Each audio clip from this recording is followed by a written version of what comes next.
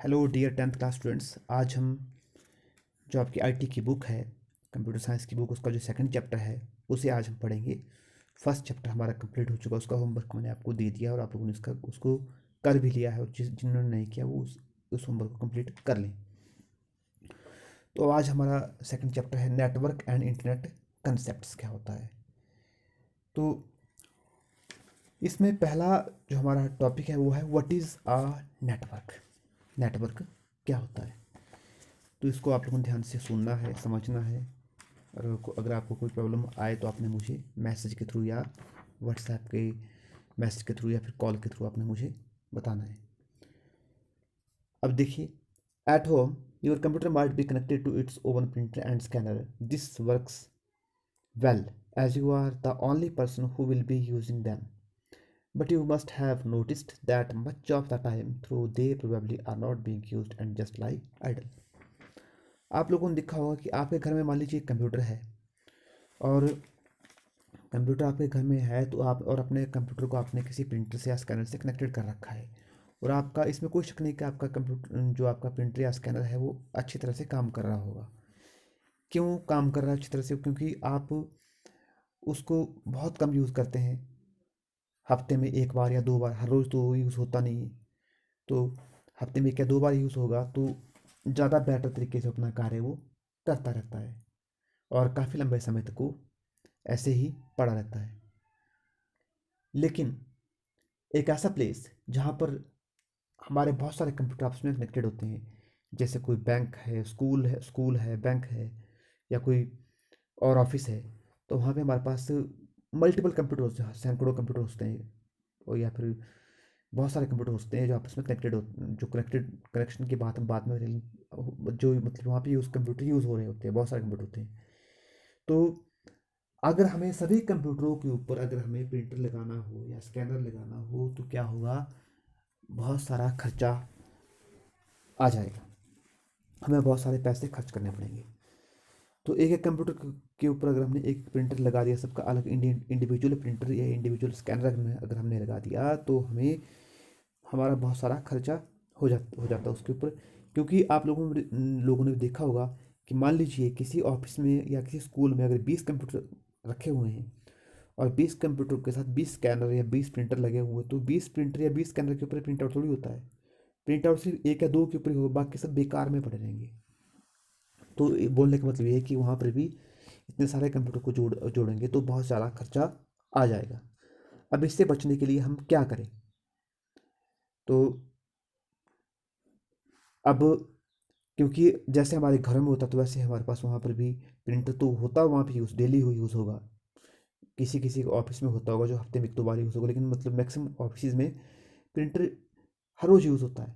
लेकिन एक ही printer use होगा या दो प्रिंटर यूज़, तीन यूज़ हो सकते हैं, सारे कंप्यूटर एक साथ यूज़ थोड़ी होंगे। तो इसके लिए क्या करना है, लेकिन इसका इसका हमारे पास समाधान है कि अगर आप उन कंप्यूटरों को आपस में जोड़ करके एक नेटवर्क बना दें, जो कंप्यूटर बहुत सारे कंप्यूटर को अगर हम आपस में जोड़ दें, आपस में उनको कनेक्ट कर दें, तो वो मिलकर के नेटवर्क बन जाता। और जब वो जो और जब वो कंप्यूटर्स जो नेटवर्क में कनेक्टेड हो जाते हैं, जो जब आपस में कनेक्टेड हो जाएंगे तो वो इस योग्य हो जाते हैं कि वो एक ही प्रिंटर को शेयर कर पाएंगे।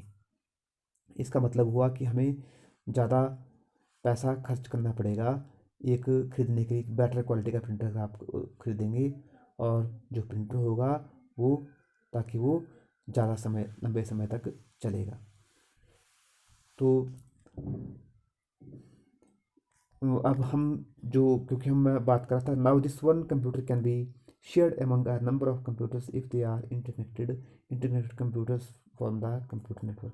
अगर हम एक मेन कंप्यूटर को बहुत सारे कंप्यूटर से कनेक्टेड कर दें, तो उस कंप्यूटर जिस कंप्यूटर को हमने और कंप्यूटर से कनेक्ट किया, तो वो कंप्यूटर भी उस प्रिंटर को शेयर कर पाएंगे जो उस कंप्यूटर से जुड़ा हुआ था, जिसको आपने और कंप्यूटर से कनेक्टेड करवाया। मतलब एक ही प्रिंटर को बहुत सारे कंप्यूटर आपस में शेयर कर पाएंगे। तो हमारे अगर आपके पास 20 कंप्यूटर भी हैं ऑफिस में, और उनके लिए आप एक ही प्रिंटर लोगे, तो आपका एक ही प्रिंटर सारे 20 के 20 कंप्यूटर शेयर कर लेंगे, और हमारा बहुत सारा खर्चा बच जाता है। लेकिन नेटवर्क होता क्या है? इंटरकनेक्टेड कंप्यूटर, जो कंप्यूटर आपस में इंटरकनेक्टेड होते हैं, वो मिलकर के कंप्यूटर नेटवर्क का निर्माण करते हैं। क्योंकि हम और इसमें ध्यान रखें, जो नेटवर्क होता है उसमें हार्डवेयर भी शेयर किया जाएगा, सॉफ्टवेयर भी शेयर किया जाएगा और डाटा भी कंप्यूटर्स के बीच में शेयर किया जाएगा। अब हम बात करते हैं नेटवर्किंग की। अगला हमारे पास टॉपिक है नेटवर्क क्या है। लेकिन इससे पहले एक चीज़ बताना मैं आपको भूल गया। स्टैंड ऑन कंप्यूटर क्या हुआ और वर्क स्टेशन क्या हुआ। एक वो कंप्यूटर जो नेटवर्क में कनेक्टेड, किसी कंप्यूटर से कनेक्टेड नहीं होता, उसको हम बोलते हैं स्टैंड अलोन कंप्यूटर। और दूसरा वो कंप्यूटर जो बहुत सारे कंप्यूटर से नेटवर्क में बहुत सारे कंप्यूटर से कनेक्टेड होकर के एक नेटवर्क का निर्माण करता है, उससे हम बोलते हैं वर्क स्टेशन या नोड या होस्ट। ध्यान रखें, वर्क स्टेशन, नोड या होस्ट। नेक्स्ट हमारे पास टॉपिक है नेटवर्किंग। नेटवर्किंग क्या होती है? नेटवर्किंग की हम जनरल फॉर्म में बात करें, नेटवर्किंग का मतलब होता है क्रिएशन ऑफ नेटवर्क, नेटवर्क्स का निर्माण। नेटवर्क क्या होता है? नेटवर्क ग्रुप ऑफ डिवाइस होती है जो network is a group of devices link to one another. Network group of devices होती हैं जो आपस में एक दूसरे से कनेक्टेड होते हैं। फॉर एग्जांपल नेटवर्क ऑफ, जैसे टेलीफोन का नेटवर्क है, बहुत सारे अगर टेलीफोन आपस में कनेक्टेड है तो उसको हम टेलीफोन नेटवर्क बोलेंगे। रेडियो नेटवर्क भी होता है एक, और केबल नेटवर्क होता है। ये सारे इसके एग्जाम्पल हैं। सिंपल शब्दों में नेटवर्क क्या है? ग्रुप ऑफ डिवाइसेस होती हैं जो एक दूसरे से कनेक्टेड होती हैं। तो इसलिए नेटवर्किंग क्या है? नेटवर्किंग के द्वारा हम लोग जो इन्फॉर्मेशन को शेयर कर सकते हैं, रिसोर्सेज को शेयर कर सकते हैं बहुत ईजी तरीके से। अगर हमारे कंप्यूटर आपस में इंटरकनेक्टेड है तो वो आपस में, और जो कंप्यूटर आपस में इंटरकनेक्टेड होते हैं वो एक कंप्यूटर नेटवर्क का निर्माण करते हैं। अब है हमारे पास तीसरा जो टॉपिक इसमें, वो है नीड फॉर नेटवर्क। नेटवर्क की क्यों हमें आवश्यकता पड़ती है? नेटवर्क की जो हमें आवश्यकता पड़ती है, इसके पीछे हमारे पास वैसे तो बहुत सारे ज़रूरतें, बहुत सारे कारण हैं क्यों हम नेटवर्क यूज़ करते हैं। लेकिन मेन मैं आपको बता रहा हूँ, जो आपकी बुक में दे रखे हैं उनको हम यहाँ पे पढ़ेंगे। पहला इसमें जो आवश्यकता हुआ, it breaks the barriers of distance, cost and time. ये दूरी की बाधा, समय की बाधा और खर्चे की बाधा या रुकावट को दूर करता है।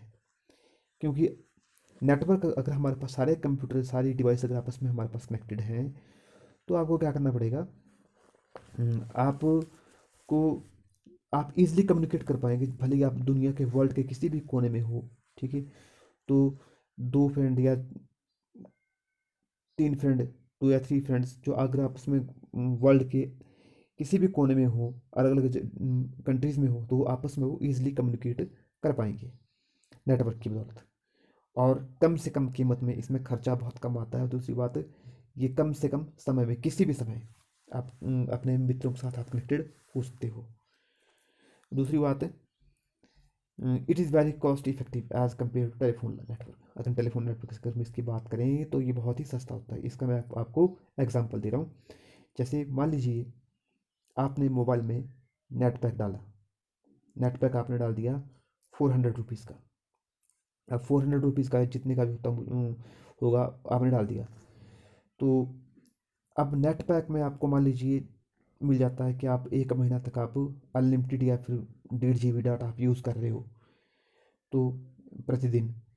तो 1.5 GB डाटा बहुत ज़्यादा होता है, जो आपको, जिसमें आप अपना बहुत सारा काम आप कर सकते हैं। आप व्हाट्सएप में चैटिंग कर सकते हैं और वीडियो कॉल कर सकते हैं, और बहुत बेटर तरीके से आपके जो कम्युनिकेशन होगी वो होगी उसमें। तो आप 400 रुपीज़ में आप मतलब 1 महीना तक आप नेट के द्वारा आप बहुत सारी कम्युनिकेशन आप कर लेंगे।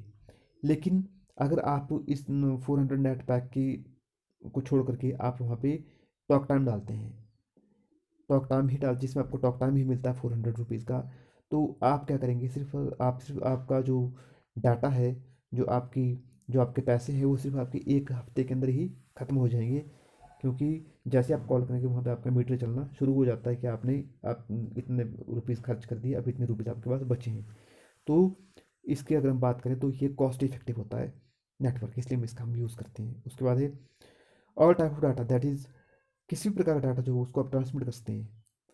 इसमें किसी भी प्रकार का डाटा टाइप ट्रांसमिट किया जा सकता है, डाटा चाहे वो टेक्स्ट फॉर्म में हो, चाहे ऑडियो फॉर्म में हो, चाहे वीडियो फॉर्म में हो, चाहे पिक्चर की फॉर्म में हो, चाहे ग्राफिक की फॉर्म में हो, किसी भी फॉर्म में डाटा होगा उसको आप लोग ट्रांसमिट कर पाएंगे one computer to other computer. Next इसमें कंपोनेंट्स ऑफ अ नेटवर्क। अब इसके कंपोनेंट्स क्या क्या होते हैं नेटवर्क के। अब देखिए, जैसे हमें नेटवर्क के कंपोनेंट की बात करने से पहले मैं आपको एक सिंपल आपको एग्जांपल यहाँ पे दे रहा हूँ। आपके डायग्राम में क्या दिया हुआ है, दो व्यक्ति आपस में बातें कर रहे हैं, एक व्यक्ति सेंडर है और दूसरा जो है यहाँ पे रिसीवर है। इस डायग्राम को बेटर तरीके से आपको समझाते हैं। देखिए, एक व्यक्ति सेंडर है और एक रिसीवर है। सेंडर कुछ बोल रहा है, ब्ला ब्ला इसके मुंह से कुछ निकल रहा है और बोल रहा है, और जो रिसीवर उसकी बात को सुन रहा है। अब सेंडर की बात रिसीवर तक कैसे पहुंच रही है, एक इनविजिबल कम्युनिकेशन चैनल जो हवा है, जो हमें दिखाई नहीं दे रही, उसके द्वारा जो है वो साउंड जो वो रिसीवर तक पहुंच रही है। तो अब देखिए, तो मतलब हमारे पास जो है वो कंप्यूटर नेटवर्क में तीन जो नेटवर्क जो इस नेटवर्क में हमारे पास अभी हम कंप्यूटर नेटवर्क की बात नहीं कर रहे हैं, ध्यान रखें। जो हमारे पास सिंपल नेटवर्क जो होता है, इस नेटवर्क में जो यहाँ पे दो व्यक्तियों के बीच में नेटवर्क बना हुआ है, इस नेटवर्क में हमारे पास यहाँ पे तीन कंपोनेंट है। तीन कंपोनेंट, एक सेंडर है, एक कम्युनिकेशन चैनल है और एक रिसीवर है। सेंडर और रिसीवर हमें दिखाई दे रहा है लेकिन कम्युनिकेशन चैनल हमें नहीं दिखाई दे रहा है, क्योंकि अब हवा है, हवा के माध्यम से हम अपनी बात दूसरे तक हम पहुँचा पा रहे हैं। और ये तो आप लोगों ने साइंस में भी पढ़ा है कि जो हवा है उसके द्वारा ध्वनि जो है वो जो साउंड है वो one person to another person या one place to another place travel होती है। तो इसके बाद तो ये था हमारे पास जो कंपोनेंट जो होते हैं उसमें, ये आपको आई थिंक ये आपको समझ में आ गया। तो उसके बाद अगर हम आगे अब हम बात करते हैं, इसमें हमने बात की कि सेंडर होता है, कम्युनिकेशन चैनल होता है और एक रिसीवर होता है। अब हम बात करें कंपोनेंट्स ऑफ कंप्यूटर नेटवर्क। अब कंप्यूटर नेटवर्क के जो कंपोनेंट्स होते हैं वो क्या क्या होते हैं। अब देखिए, हमारे पास जो कंप्यूटर नेटवर्क के जो कंपोनेंट्स होते हैं वो हमारे पास पाँच होते हैं। कौन कौन से होते हैं, यहाँ मैं आपको इसको अभी समझाऊंगा कि किस तरह से ये होते हैं। यहाँ देखिए, अब यहाँ पे एक सेंडर है और एक रिसीवर है और बीच में टेलीफोन केबल्स लाइन है। सेंडर जब अपने फ़ोन से बात कर रहा है तो एक कंपोनेंट तो अपने आप में सेंडर हुआ। सेंडर ने अपनी बात, जो व्यक्ति है जो बात कर रहा है उसने अपनी बात जब की फ़ोन से, तो senders communication equipment telephone, sender का कम्युनिकेशन इक्विपमेंट क्या है, टेलीफोन। दूसरा इक्विपमेंट क्या है यहाँ पे, कम्युनिकेशन इक्विपमेंट क्या हुआ वहाँ पे, सेंडर के एंड पे टेलीफोन। क्योंकि आपकी बात को फ़ोन ने सुना और फ़ोन ने क्या किया, जो आपके पास फ़ोन में जो आपकी बात है वो कन्वर्ट हो गई सिग्नल में। अब वो जो आपने जो सिग्नल हुआ, जो कन्वर्ट किया गया आपका सिग्नल, जो टेलीफोन ने कन्वर्ट किया, वो सिग्नल टेलीफोन केबल्स के द्वारा या तारों के द्वारा, जो हमारे टावर्स होते हैं उनके द्वारा, वो कहाँ पहुँचा, रिसीवर के पास। रिसीवर के पास नहीं पहुँचा, रिसीवर के कम्युनिकेशन इक्विपमेंट टेलीफोन के पास पहुँचा। पहले टेलीफोन के पास पहुँचा, टेलीफोन ने उसे कन्वर्ट किया फिर से वॉइस फॉर्म में कन्वर्ट किया और उसके बाद जो रिसीवर तक पहुंचा। तो हमारे पास पांच कंपोनेंट हमारे पास यहाँ पे हो गए। पहला कंपोनेंट आया सेंडर, जो व्यक्ति खुद है जो मैसेज भेज रहा है, और दूसरा आया कम्युनिकेशन इक्विपमेंट, उसका जो फ़ोन है जो उसकी बात को एक्सेप्ट करके उसको सिग्नल में कन्वर्ट करेगा, वॉइस को सिग्नल में कन्वर्ट करेगा।